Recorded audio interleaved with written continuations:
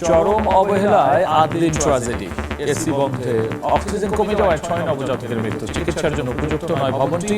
কেন লাইসেন্স বাতিল নয়, কারণ দর্শানোর নোটিশ। বাড়ছে না নিম্ন আয়ের গ্রাহকের বিদ্যুৎ বিল। আবাসিকে ৭৫ ইউনিট পর্যন্ত বাড়তি দাম প্রত্যাহার। বিইআরসির মূল্যবৃদ্ধির প্রতিবাদে জামায়াতের বিক্ষোভ। জাতিসংঘ সাধারণ পরিষদের সভাপতি হওয়াকে গণতন্ত্রের উত্তরণের বিজয় হিসেবে দেখছেন পররাষ্ট্রমন্ত্রী। বললেন, একই সঙ্গে দুই দায়িত্ব পালন সম্ভব, নজির রয়েছে আগেও।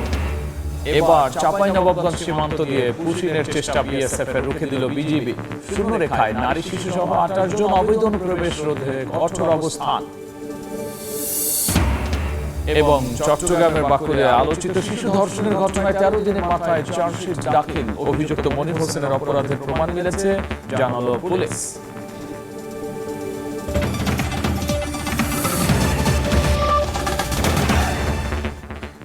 জনপদের সময় সঙ্গে আছি আমি গোলাম রাব্বি।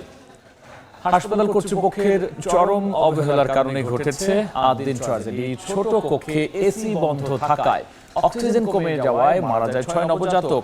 তদন্ত প্রতিবেদন প্রকাশকালে স্বাস্থ্যমন্ত্রী বলেছেন, ৮ দিন হাসপাতালের ভবনটি চিকিৎসা কার্যক্রম পরিচালনার জন্য উপযুক্ত নয়। আগামী রোববারের মধ্যে প্রচলিত আইন অনুযায়ী হাসপাতালটির বিরুদ্ধে নেওয়া হবে ব্যবস্থা। এদিকে ৮ দিনে ৬ নবজাতক মৃত্যুকে কেন হাসপাতালটির লাইসেন্স বাতিল হবে না জানতে চেয়ে কর্তৃপক্ষকে কারণ দর্শানোর নোটিশ দিয়েছে স্বাস্থ্য অধিদপ্তর। ২৭ মে রাজধানীর মগবাজারের ৮ দিন হাসপাতালে ৬ নবজাতকের অস্বাভাবিক মৃত্যু আলোড়ন তোলে দেশব্যাপী। এই ঘটনায় হাসপাতাল কর্তৃপক্ষের অবহেলাকে দায়ী করেন অভিভাবকেরা। নড়ে চড়ে বসে সরকার।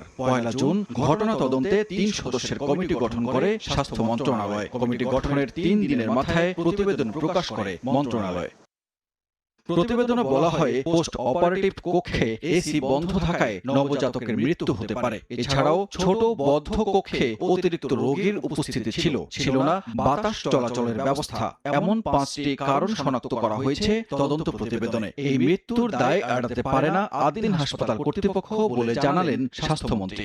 তদন্ত কমিটি সর্বসম্মতিক্রমে এই সিদ্ধান্তে উপনীত হয়েছে যে ৬ জন নবজাতকের আকস্মিক মর্মান্তিক মৃত্যুর ঘটনায় উক্ত হাসপাতালে বর্ণিত সময় দায়িত্বরত চিকিৎসক না থাকা ও নার্স স্টাফ এবং সর্বোপরি হাসপাতাল কর্তৃপক্ষের দায়িত্বের অবহেলাজনিত বিষয়টি স্পষ্টভাবে প্রমাণিত হয়েছে। প্রতিবেদনে আরো বলা হয়, ৮ দিন হাসপাতালের ভবনটি হাসপাতাল পরিচালনার জন্য উপযুক্ত নয়। হাসপাতালের বিরুদ্ধে কি ব্যবস্থা নেওয়া হবে রোববারের মধ্যে সিদ্ধান্ত নেওয়া হবে বলে জানান মন্ত্রী। ভবিষ্যতে বেসরকারি হাসপাতালের লাইসেন্স দেওয়ার সময় ভবন পরিদর্শনের সুপারিশ করেছে তদন্ত কমিটি। পুরো হাসপাতালে ২০০-র উপরে রোগী আছে। পুরো হাসপাতালটা অলনে ছাড়েন আমরা বন্ধ করতে পারি না। তদন্ত কমিটির পরে আমরা বসে শাস্তির বিধান কি আছে সেটা আমরা নিশ্চিত করব। রবিবারের ভিতরে আমরা সিদ্ধান্তে বলবো। শিশু মৃত্যুর ঘটনায় যারাই দায়ী থাকুক তাদের দৃষ্টান্তমূলক বিচার চান সন্তানহারা বাবা মা।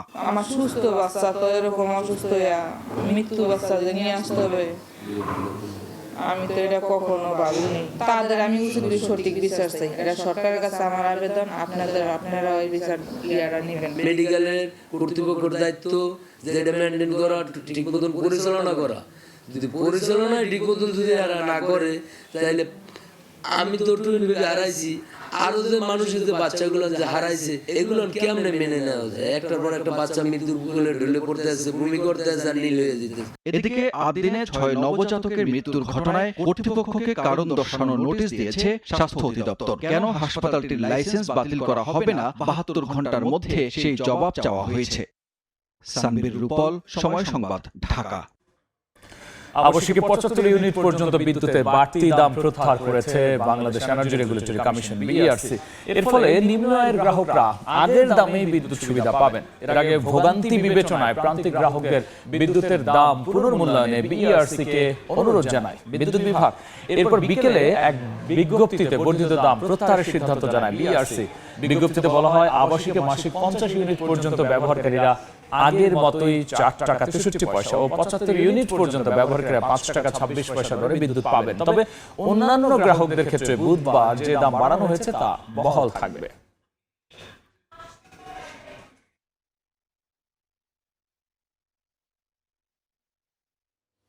0 থেকে 50 এবং 0 থেকে 75 যেটা আছে এটা যে বর্ধিত মূল্যটা প্রত্যাহার করা হয়েছে আগের দাম বলতে হবে।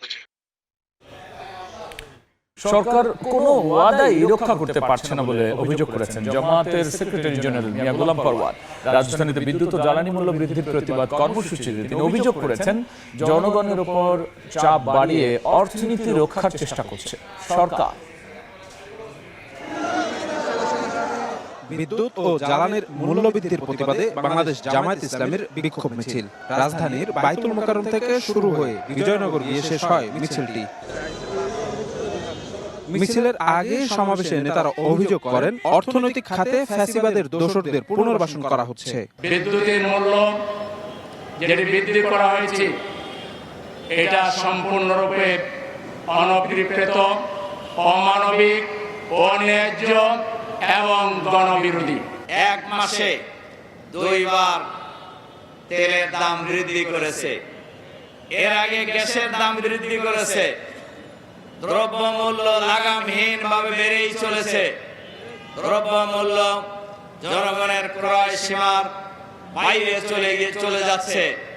সমাবেশে দলটির সেক্রেটারি জেনারেল মিয়া গোলাম পরওয়ার অভিযোগ করেন জনগণের কাছে দেয়া কোনো ওয়াদাই রক্ষা করতে পারছে না সরকার। দুর্নীতি বিদ্যুৎ ক্ষেত্রে ঠেকালেন না, ক্যাপাসিটি চার্জের নামে দলীয় লোকদের আগে থেকেই আপনি কুইক রেন্টাল পাওয়ার নানান বিদ্যুৎ কেন্দ্র বানিয়েছেন। বিদ্যুতের প্রোডাকশন নাই, চুক্তির কারণে আপনি তাদেরকে ক্যাপাসিটি চার্জ দিয়ে যাচ্ছেন। বিদ্যুতের মূল্য বৃদ্ধি করে জনগণের দুঃখ কষ্ট দুর্ভোগ আপনি আবার বাড়িয়ে দিয়েছেন। রাজধানী ছাড়াও দেশের সব বিভাগীয় ও জেলা শহরে একই দাবিতে সমাবেশ ও বিক্ষোভ মিছিল করে জামায়াত।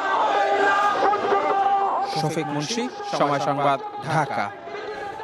পররাষ্ট্রমন্ত্রী ডক্টর খলিলুর রহমান বলেছেন জাতিসংঘের সাধারণ পরিষদের সভাপতি নির্বাচিত হওয়া দেশের গণতন্ত্র উত্তরণের বিজয়। এই বিজয় ভবিষ্যতের বাংলাদেশের জন্য উৎসর্গ করেছেন তিনি। 40 বছর আগের নদীর টেনে খলিলুর রহমান বলেছেন জাতিসংঘের সাধারণ পরিষদের সভাপতির পাশাপাশি পররাষ্ট্র মন্ত্রণালয়ের মন্ত্রী 2 পদে বহাল থাকার নজিরও রয়েছে। Khalilur Rahman, Bangladesh, 99, has been elected President of the General Assembly at its 81st session. জাতিসংঘের সাধারণ পরিষদে সভাপতি নির্বাচিত হবার পর বৃহস্পতিবার সকালে দেশে ফেরেন পররাষ্ট্রমন্ত্রী ডক্টর খলিলুর রহমান। প্রধানমন্ত্রী তারেক রহমানের পক্ষ থেকে বিমানবন্দরে তাকে ফুলেল শুভেচ্ছা জানান পররাষ্ট্র বিষয়ক উপদেষ্টা হুমায়ুন কবির। এ সময় পররাষ্ট্র প্রতিমন্ত্রী শামা ওবায়েদ এবং মন্ত্রণালয়ের কর্মকর্তারাও উপস্থিত ছিলেন। এরপর পররাষ্ট্র মন্ত্রণালয়ে আসেন খলিলুর রহমান।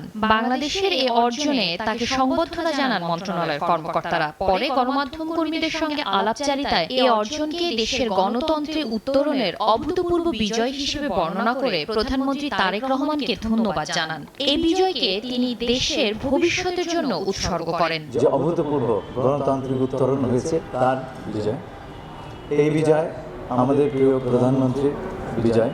এই বিজয় আমরা বাংলাদেশের ভবিষ্যতের কাছে উৎসর্গ করছি। 40 বছর আগে নজির টেনে খলিলুর রহমান বলেন জাতিসংঘ সাধারণ পরিষদের সভাপতির পাশাপাশি পররাষ্ট্র মন্ত্রণালয়ের মন্ত্রী 2 পদে বহাল থাকার নজির রয়েছে।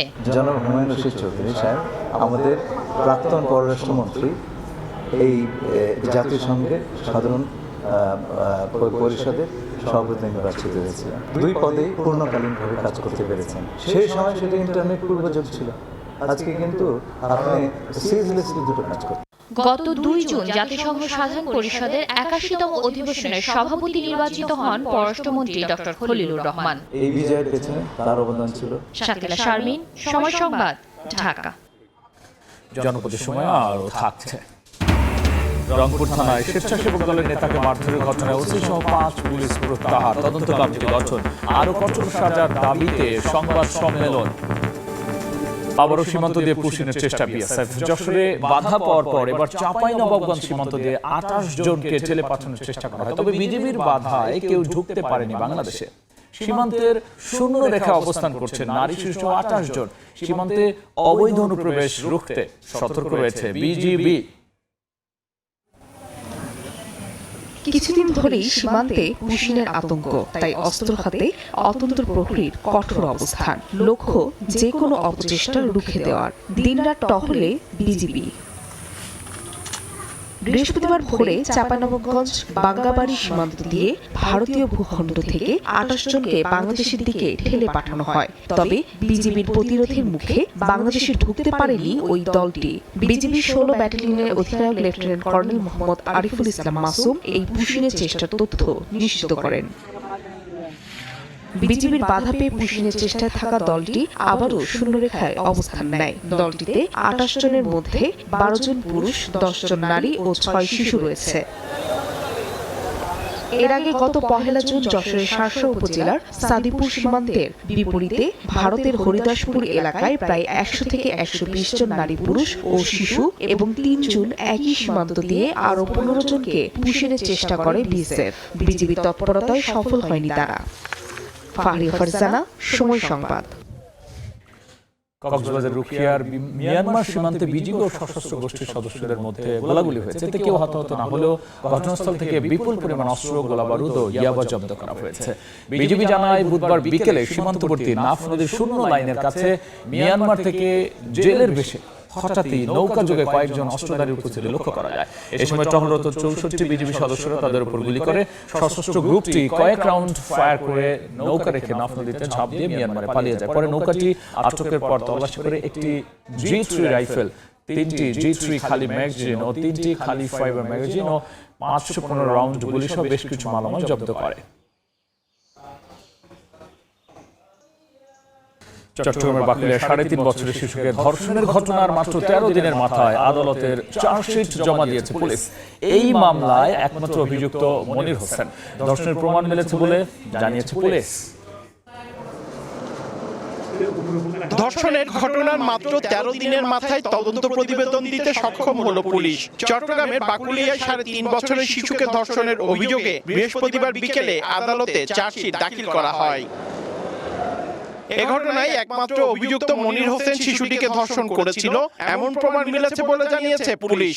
মেডিকেল রিপোর্ট পেয়েছি, ২২ ধারা আছে, 164 আছে। আমরা এগুলোর বেসিসে সাসপেন্ড দিয়েছি।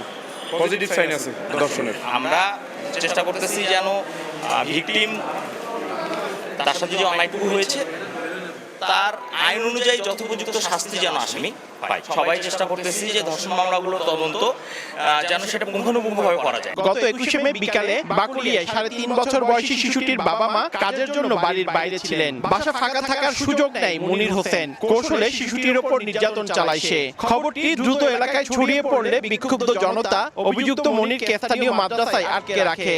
তাকে ছিনিয়ে নিতে পুলিশের গাড়িতে আগুন দেয় উত্তেজিত জনতা। এ সময় রণক্ষেত্রে পরিণত হয়েছিল পুরো এলাকা। ঘটনার পরদিন মেয়ের বাবা বাদী হয়ে থানায় মামলা করেন। এছাড়া পুলিশের কাজে বাধা, গাড়িতে আগুন দেওয়ার ঘটনায় অপর আরো একটি মামলায় ১৫ জনকে গ্রেফতার করা হয়। পার্থপ্রতিম বিশ্বাস, সময় সংবাদ, চট্টগ্রাম। কক্সবাজারে মাটি কাটার সময় ধস, চাপা পড়ে প্রাণ গেল ২ শ্রমিকের। গুরুতর আহত আরেক শ্রমিককে পাঠানো হয়েছে চট্টগ্রামে। ফায়ার সার্ভিস বলছে, অপরিকল্পিতভাবে মাটি কাটার কারণেই এমন দুর্ঘটনা।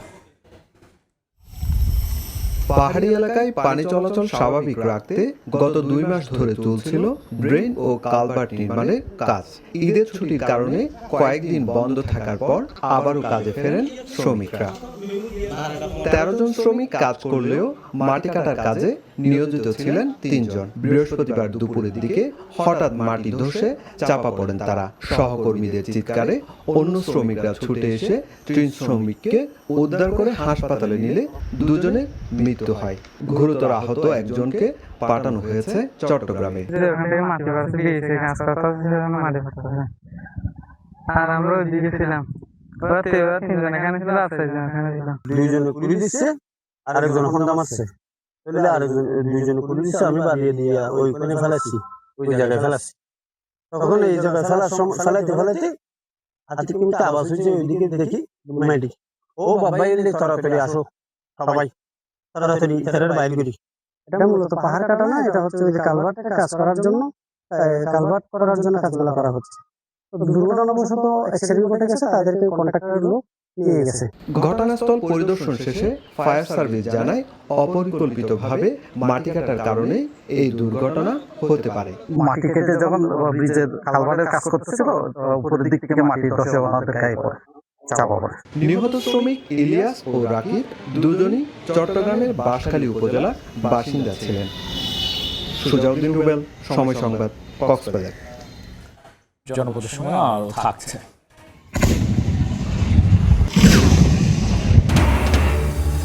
কক্সবাজারে নিষ্ক্রিয় করা হলো ভাঙাড়ি ব্যবসায়ীর বাড়িতে উদ্ধার কামনের 3টি গোলা। 17 দিনের উৎকণ্ঠার পর স্বস্তি ফিরল এলাকার মাঝে। রংপুর কোতোয়ালি থানার স্বেচ্ছাসেবক দলের নেতাকে মারধরের ঘটনায় ওসি সহ 5 পুলিশ সদস্যকে প্রত্যাহার করা হয়েছে। ঘটনাটির তদন্ত গঠন করা হয়েছে একটি কমিটি। তবে শুধু প্রত্যাহার নয়, জড়িত পুলিশ সদস্যদের কঠোর সাজা নিশ্চিতের দাবি জেলা স্বেচ্ছাসেবক দলের। এক প্রেমিক যুগল নিখোঁজ হওয়ার ঘটনায় রংপুরের কোতোয়ালি থানায় সাধারণ ডায়েরি করে পরিবার। বিষয়টির খোঁজ খবর নিতে দুই পরিবারের অনুরোধে বুধবার রাতে থানায় যান সদর উপজেলা স্বেচ্ছাসেবক দলের সদস্য সচিব রাকিবুল ইসলাম রাকিব সহ আরও কয়েকজন। থানায় নিয়ে পুলিশ ওই যুগলকে মারধর করছেন এমন দৃশ্য দেখার পর প্রতিবাদ করেন রাকিব। তার ভাষ্য, মারধরের প্রতিবাদ করায় ওসি আজাদ রহমানের নেতৃত্বে পুলিশের কয়েকজন তাকে বেধড়ক পেটান। আমাকে ডাকে নিল যে এখানে রাকিব, এখানে দুই পক্ষ বসে আলোচনা হবে। কেবল ফোনটা আমি বারকে হাতে নিছি, আর এখানে একটা ওসি এসআই সবাই ধরে যে মারটা আমাকে মারলো,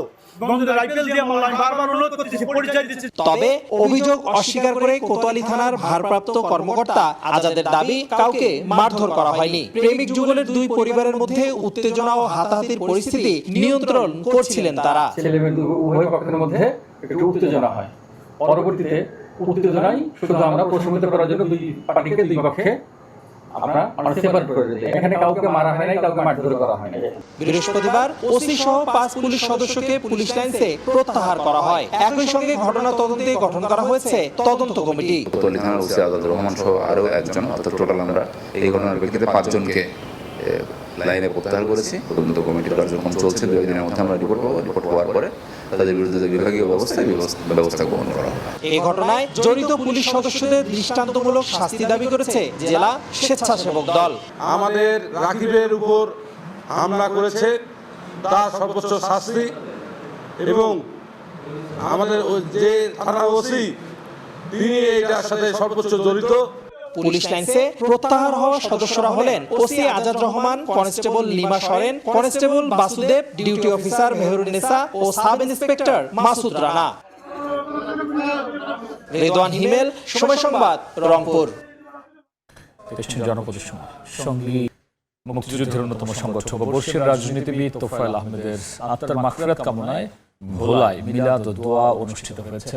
বিকেলে সদর উপজেলার দক্ষিণ দিঘলদি ইউনিয়নের কোড়ালিয়া গ্রামের বাড়িতে দোয়ার আয়োজন করা হয়। এতে এলাকাবাসী এবং স্বজনসহ বিভিন্ন নেতারা অংশ নেন। দশকের পর দশক দেশের রাজনীতির কেন্দ্রে থাকা তোফায়েল আহমেদের হৃদয় জুড়ে ছিল ভোলা। গত 1 জুন রাজধানীর একটি বেসরকারি হাসপাতালে মৃত্যু হয় তোফায়েল আহমেদের।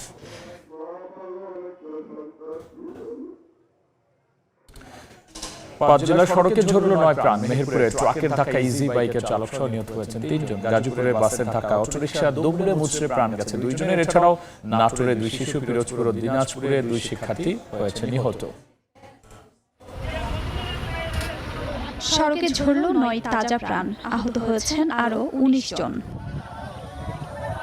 বৃহস্পতিবার দুপুরে ইজি বাইক চালক আরিফুল ইসলাম মেহেরপুরের শালিকা থেকে যাত্রী নিয়ে বামনদীতে যাওয়ার পথে অলিনগর এলাকায় পৌঁছালে বিপরীত দিক থেকে আসা একটি ট্রাক ইজি বাইকটিতে ধাক্কা দেয়। এতে চালক সহ 4 জন আহত হন। তাদের উদ্ধার করে হাসপাতালে নিয়ে যায় স্থানীয়রা। পরে চিকিৎসাধীন অবস্থায় শিশু সহ 3 জন মারা যান। ঢাকা ময়মনসিংহ মহাসড়কের গাজীপুরের বাইপাস এলাকায় একটি অটোরিকশাতে পেছন থেকে ধাক্কা দেয় একটি বাস। এ সময় সামনে থাকা আরেকটি বাসের সঙ্গে ধাক্কা লেগে 2 বাসের মাঝে পড়ে ঘটনাস্থলেই অটোরিকশার চালক সহ 2 জন নিহত হন। বিনিময় বাস, এই বাসটি সামনে একটা অটো ছিল, যে অটোর উপর দিয়ে একবারে উঠেই যায়, একেবারে উঠে যায় এবং স্পটেই 2 জন আর কি মারা যায়। রাজশাহী থেকে মাইক্রোবাসে পরিবার সহ ঢাকায় আসছিলেন আকিব। নাটোরের বড়াই গ্রামের রয়না এলাকায় পৌঁছালে বিপরীতমুখী পণ্যবাহী ট্রাকের ধাক্কায় ঘটনাস্থলেই 4 মাস বয়সী শিশু ইজাজ নিহত হয়। খবর পেয়ে ফায়ার সার্ভিস কর্মীরা গিয়ে আকিব, তার মা কনা, স্ত্রী অ্যানি ও 4 বছরের আরেক সন্তান ইহানকে উদ্ধার করে রাজশাহী মেডিকেল কলেজ হাসপাতালে নেয়ার পথে ইহানেরও মৃত্যু হয়। এদিকে দিনাজপুরের নবাবগঞ্জের ভাদুরিয়া বাজার এলাকায় ট্রাকের ধাক্কায় এক শিক্ষার্থী নিহত হয়েছেন। আহত বোনকে হাসপাতালে ভর্তি করা হয়। এ ঘটনায় চালক ও হেলপারকে আটক করা হয়েছে। পিরোজপুরের ডুমুরিতলায় বাসের ধাক্কায় অটোরিকশায় থাকা কলেজ শিক্ষার্থীর মৃত্যু হয়েছে। আহত শিক্ষার্থীর মা ও অটোরিকশা চালককে উদ্ধার করে হাসপাতালে ভর্তি করা হয়। ব্রাহ্মণবাড়িয়ার পাখাচং এলাকায় অবৈধ লেভেল ক্রসিং পার হওয়ার সময় একটি মাইক্রোবাসে ধাক্কা দেয় সিলেটগামী জয়ন্তিকা এক্সপ্রেস ট্রেন। এতে মাইক্রোবাসটি দুমড়ে মুচড়ে গিয়ে খাদে পড়ে যায়। তবে এতে হতাহতের কোনো ঘটনা ঘটেনি। খুলনা মোংলা মহাসড়কের তেঁতুলিয়া ব্রিজ এলাকায় মাইক্রোবাস পিকআপের মুখোমুখি সংঘর্ষে 2 গাড়ির চালকসহ 12 জন আহত হন। খাদিজা স্বপ্না, সময় সংবাদ। সমুদ্র সৈকত কক্সবাজারে আনন্দ ভ্রমণ অনেক সময় পরিণত হচ্ছে শোকে। সাগরের স্রোতে ভেসে প্রতি বছর বাড়ছে মৃত্যু ও নিখোঁজের ঘটনা। গত 12 বছরে প্রাণ হারিয়েছেন 74 পর্যটক। শুধু গত বছরই মারা গেছেন 25 জন। এই অবস্থায় প্রশ্ন উঠেছে পর্যটকদের নিরাপত্তায় কতটা প্রস্তুত সংশ্লিষ্ট কর্তৃপক্ষ। মোহাম্মদ ফরাজের ক্যামেরায় সুজাউদ্দিন রুবেলের রিপোর্ট। কক্সবাজার সমুদ্র সৈকতে সিগাল পয়েন্ট সৈকতে টাঙ্গানো লাল পতাকা জানিয়ে দিচ্ছে এটি ঝুঁকিপূর্ণ এলাকা, কিন্তু নেই পর্যাপ্ত সতর্কতামূলক নির্দেশনা, নেই পর্যবেক্ষণ টাওয়ার কিংবা লাইফগার্ডের দৃশ্যমান উপস্থিতি। ফলে লাল পতাকা উপেক্ষা করেই ঢেউয়ের মধ্যে নামছেন পর্যটকরা, বাদ যাচ্ছে না শিশু কিশোররাও। তেমন ভাবে কিছুই জানি না কোনটা নিরাপদ আর কোনটা অনিরাপদ। সবাই গোসল করতেছে কিন্তু সতর্কতামূলক কোনো কেউ নাই এখানে। হোটেলের মধ্যেও সেরকম কোনো নির্দেশনা নাই। সমুদ্র সৈকতের সুগন্ধা পয়েন্টেও একই চিত্র। লাখো পর্যটকের সমুদ্র স্নানে নিরাপত্তায় দায়িত্ব পালন করছেন হাতে গোনা কয়েকজন লাইফগার্ড। সীমিত জনবল ও পুরনো সরঞ্জাম নিয়ে চলছে উদ্ধার কার্যক্রম। আমরা বর্তমানে 7 জন সুগন্ধা বিচে কাজ করতেছি। সমুদ্র সৈকতে লক্ষাধিকেরও পর্যটক একসাথে পানিতে নামে, সেই তুলনায় আমরা যারা লাইফগার্ড রয়েছি তারা অনেক কম। 120 কিলোমিটার দীর্ঘ সৈকতের মধ্যে মাত্র 1.5 কিলোমিটার এলাকায় সীমিত আকারে লাইফগার্ড সেবা রয়েছে। তাও পরিচালিত হচ্ছে একটি বেসরকারি সংস্থার মাধ্যমে। সংশ্লিষ্টদের মতে স্থায়ী সরকারি লাইফগার্ড ব্যবস্থা ছাড়া পর্যটকদের নিরাপত্তা নিশ্চিত করা কঠিন। একজন টুরিস্ট কক্সবাজার ভ্রমণ করার আগে থেকে যেন উনি সতর্ক বার্তাটি পান। গভর্নমেন্ট থেকে একটা নির্দেশিকা যদি দেওয়া হয় তাহলে যে অকাল মৃত্যু হচ্ছে এই মৃত্যুগুলো একটু কমে যেত। তবে জেলা প্রশাসন বলছে লাইফগার্ডের সংখ্যা বৃদ্ধি, প্রশিক্ষণ উন্নয়ন এবং আধুনিক সরঞ্জাম সরবরাহের উদ্যোগ নেওয়া হয়েছে। ইতিমধ্যেই লাইফগার্ড সেবা মান বাড়ানোর জন্য ওনারা সব ধরনের সরকারের পক্ষ থেকে সহায়তার আশ্বাস দিয়েছে। বিশ্বের দীর্ঘতম সমুদ্র সৈকতে পর্যটকদের নিরাপত্তা নিশ্চিত করতে প্রয়োজন পর্যাপ্ত লাইফগার্ড, আধুনিক উদ্ধার সরঞ্জাম ও সচেতনতামূলক ব্যবস্থা। সুজাউদ্দিন রুবেল, সময় সংবাদ, কক্সবাজার। দেখছেন জনপদ সময়। আসছে বাজেটে আবারও সামনে এসেছে উপকূলীয় অঞ্চলে জলবায়ু ঝুঁকি ও অবহেলার বিষয়টি। ঘূর্ণিঝড়, জলোচ্ছ্বাস, নদী ভাঙন ও লবণাক্ততার প্রতি বছর বাড়ছে দক্ষিণাঞ্চলের মানুষের দুর্ভোগ আর অর্থনৈতিক ক্ষতি, অথচ বাড়ছে না বরাদ্দ। তাই উপকূলের জন্য বিশেষ জলবায়ু বাজেট বাড়ানোর দাবি পরিবেশবিদ ও গবেষকদের। নিয়ামুল হোসেন কোচের ছবিতে আব্দুল্লাল মাহমুদ রুবেলের রিপোর্ট।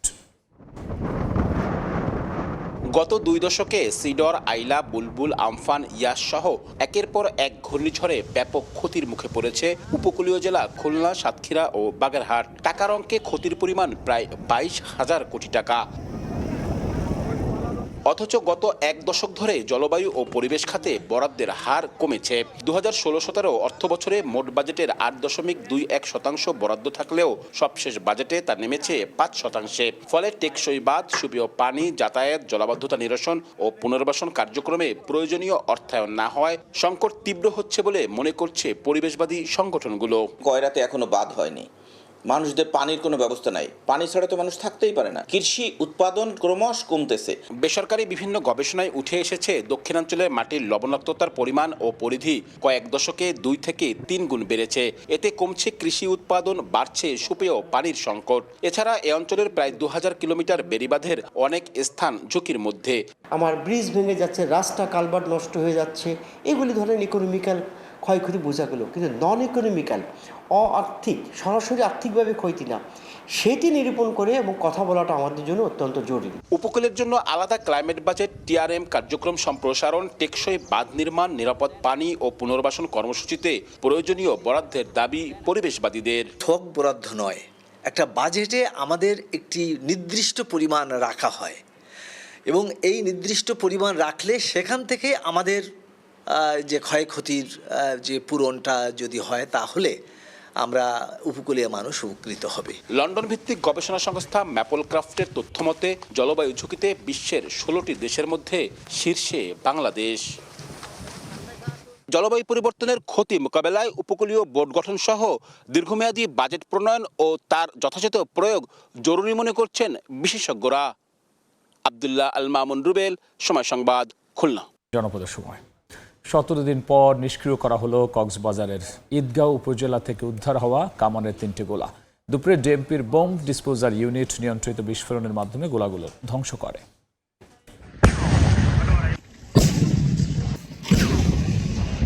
পরপর 3টি কামানের গোলা নিয়ন্ত্রিত বিস্ফোরণের মাধ্যমে ধ্বংস করল বোম ডিসপোজাল ইউনিট। বৃহস্পতিবার দুপুরে কক্সবাজারের ঈদগাঁও উপজেলার ভুমারিয়াগুনা সরকারি প্রাথমিক বিদ্যালয় সংলগ্ন মাঠে বিশেষ নিরাপত্তার ব্যবস্থার মধ্য দিয়ে গোলাগুলো নিষ্ক্রিয় করা হয়। ঢাকা মেট্রোপলিটন পুলিশের বোম ডিসপোজাল টিম এই অভিযান পরিচালনা করে।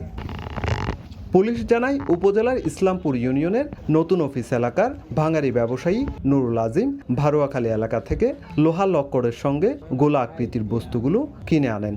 সন্দেহ হওয়ায় 18 মে প্রশাসনের সহায়তা চান তিনি। পরে বিশেষজ্ঞদের পর্যবেক্ষণে এগুলো কামানের গোলা বলে নিশ্চিত হওয়া যায়।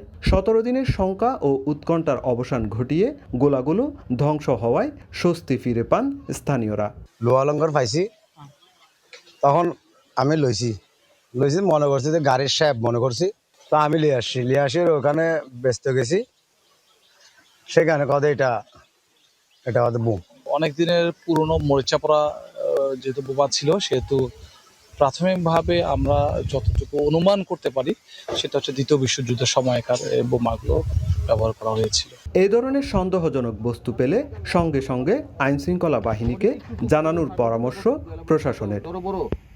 সুজাউদ্দিন রুবেল, সময় সংবাদ, কক্সবাজার।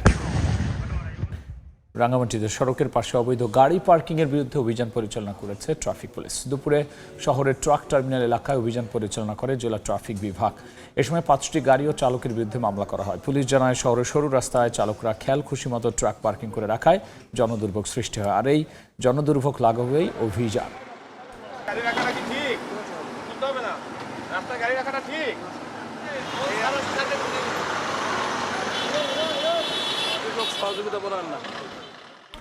চাঁপাইনবাবগঞ্জের 3 উপজেলায় বজ্রপাতে 3 নারী সহ 5 জনের মৃত্যু হয়েছে। অন্যদিকে নীলফামারীর ডিমলায় বজ্রপাতে 1 জন নিহত হয়েছেন। পুলিশ জানায় শিবগঞ্জ উপজেলায় বৃষ্টির মধ্যে আমকুড়াতে যান কয়েকজন। এ সময় বজ্রপাত হলে ঘটনাস্থলে 2 নারী ও 1 পুরুষের মৃত্যু হয়। এদিকে সদর উপজেলার আতাহারে বৃষ্টির মধ্যে মাঠে গরু আনতে গিয়ে গুরুতর আহত হয় আব্দুল্লাহ। উদ্ধার করে জেলা হাসপাতালে নিলে চিকিৎসক মৃত ঘোষণা করেন। এছাড়া নাচল উপজেলার লাহপাড়ায় মাঠ থেকে ফেরার সময় বজ্রপাতে মারা যান সুমিয়ারা বেগম। এদিন নীলফামারীর ডিমলায় বজ্রপাতে 1 জন নিহত এবং আরও 1 জন গুরুতর আহত হন। ঝিনাইদহ দুপক্ষের সংঘর্ষে অন্তত 50 জন আহত হয়েছেন। পুলিশ জানায় শৈলকুপা উপজেলার বিষ্ণুপুর গ্রামে আধিপত্য নিয়ে ইউপি সদস্য কপিল উদ্দিন ও সাবেক ইউপি চেয়ারম্যান মতিয়ার রহমানের সমর্থকদের মধ্যে বিরোধ চলে আসছিল। এর জের ধরে সকালে উভয় পক্ষের লোকজন দেশীয় অস্ত্র নিয়ে সংঘর্ষে জড়ায়। এতে অন্তত 50 জন আহত হন। ভাঙচুর করা হয় বেশ কয়েকটি বাড়িঘর। খবর পেয়ে পরিস্থিতি নিয়ন্ত্রণে আনে পুলিশ। আহতদের উদ্ধার করে শৈলকুপা উপজেলা স্বাস্থ্য কমপ্লেক্স ও ঝিনাইদহ সদর হাসপাতালে ভর্তি করা হয়।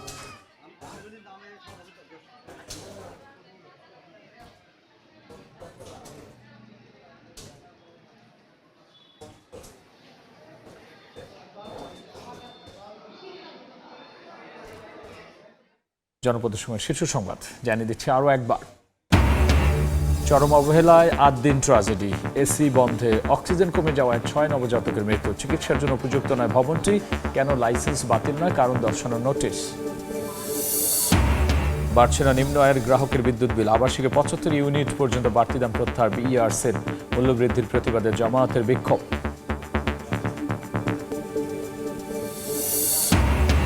এবং এবার চাঁপাইনবাবগঞ্জ সীমান্ত দিয়ে পুশ ইনের চেষ্টা বিএসএফ রুখে দিল বিজিবি। শূন্যরেখায় নারী শিশু 28 জন অবৈধ অনুপ্রবেশ রোধে কঠোর অবস্থান।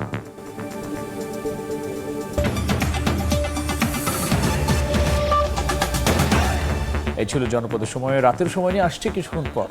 সঙ্গে থাকুন সময়।